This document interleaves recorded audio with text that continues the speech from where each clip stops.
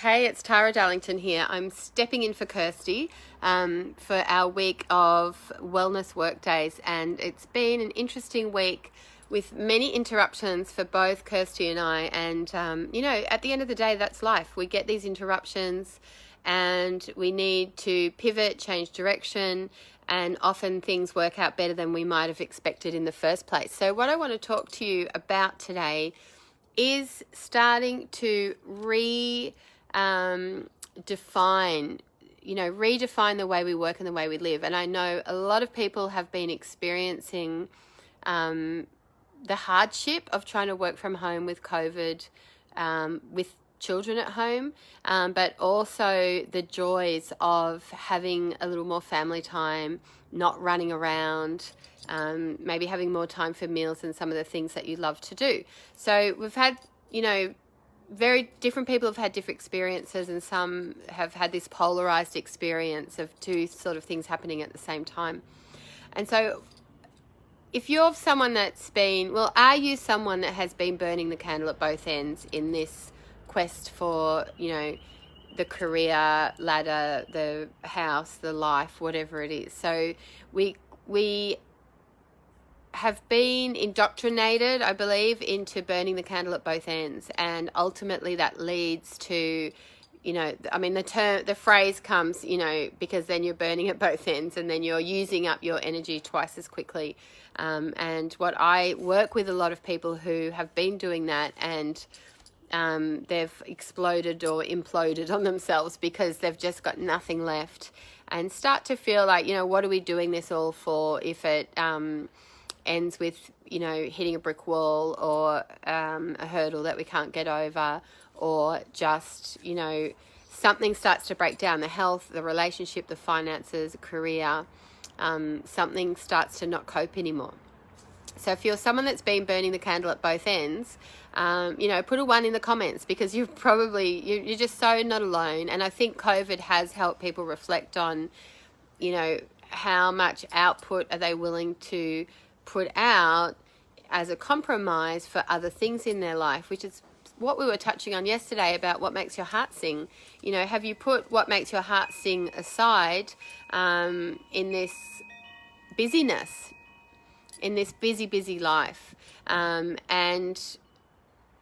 where is that ultimately going to take you? And I think in that a lot of people lose sight of what it is that they really want in their life, and what really, as I said yesterday, makes your heart sing. What makes your heart sing?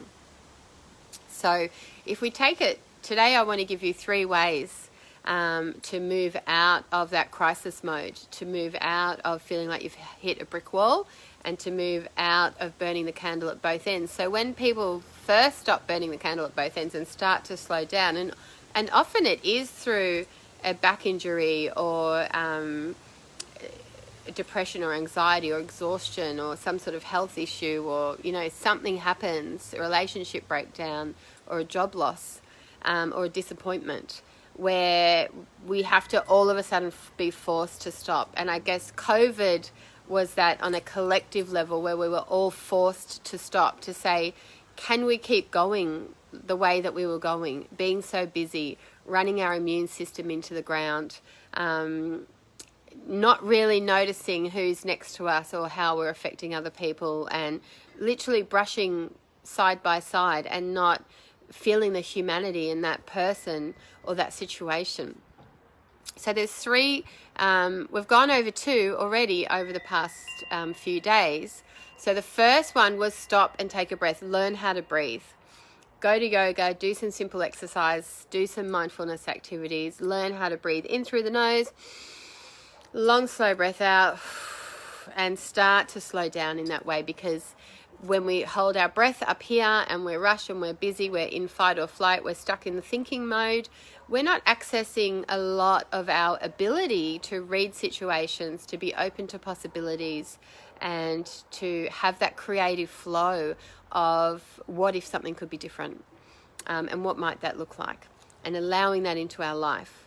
So stopping and breathing is one. Slowing down the mind, slowing down the emotions, letting the nervous system start to recuperate. Okay, so that's number one. Number two, as we were talking yesterday, is showing yourself acts of kindness, as well as what makes your heart sing, coming back out of the head and into the heart. And I was saying yesterday, make the small decisions with your head and the big decisions with your heart, which means you've got to drop back into your heart.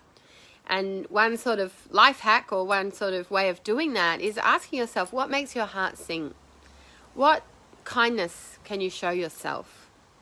And as you do those things, you start to remember who you are. You start to feel this spaciousness and this aliveness and this vitality and this creative flow of being excited about possibilities. And the third thing is going to be, if I was giving you my top three, is gratitude. Taking time to appreciate and have gratitude for who you are, for all that you do, the good, the bad, the ugly. Letting go of the judgment and having a moment to appreciate who you are, all that you do, what you've tried, the hard work that you've put in, just everything. Everything. Like I said, the good, the bad, the ugly. It doesn't matter if it worked or it didn't work. You tried or you didn't try. You were aware or you weren't aware. Just bring appreciation to you, gratitude to the good things in your life, and that appreciation and gratitude practice will start to funnel your attention and your energy into that space, and that space will start to open up. So where you direct your thoughts, where do you direct your attention, you are going to create more of that because you actually open that up.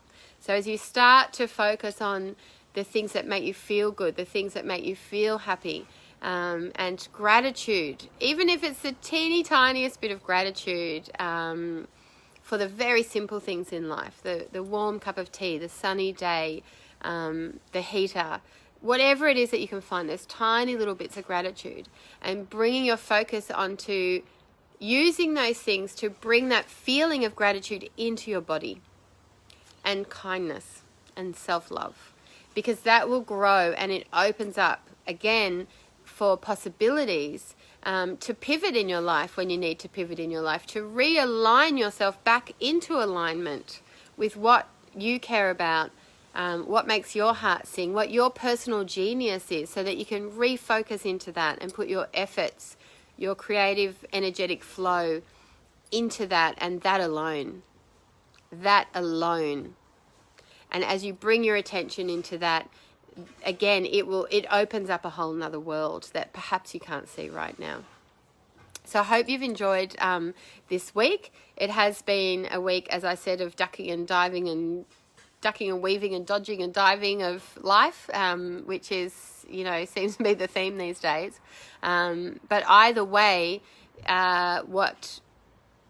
these things are like anchors that you can really hold on to see what the possibilities are. So make sure you comment on the video. Kirsty has 2 giveaways. One is a book, can't remember what it's called, that she has, and I'm also giving away one of my virtual retreats, normally $97. You'll get a package on the door, a self-care package, and be able to access some meditation and yoga videos to give yourself a few days of self-nurturing, which will help bring you into this space also. So make sure you comment on the video. Do you burn the candle at both ends? Comment 1. Or on a scale of 1 to 10, where 1, yes, you completely do, and 10, no, you don't. You're completely in the nice creative flow. What part of that line are you on around just burning yourself out? Are you on the road to burnout, or have you already hit that spot? And which thing resonates you out of those 3? So there was 3 things to help bring you out of your head and into your heart, to be able to open up to more possibilities, and from here to be able to make big decisions in your life if you're at that sort of turning point. So the 1 was learn to breathe, stop and breathe. 2 was what makes your heart sing, acts of self-kindness. And 3, appreciation and gratitude practice in the now. These are door openers and game changers, and they seem really freaking simple, but they will make a massive difference. So I'd love to hear how you go with this. Which of those 3 things are you going to start with? Breathing, what makes your heart sing, acts of kindness, or appreciation and gratitude practice? Just write it in the comments and we will follow up with you over the next week or so and love to know how you're going. All right, bye.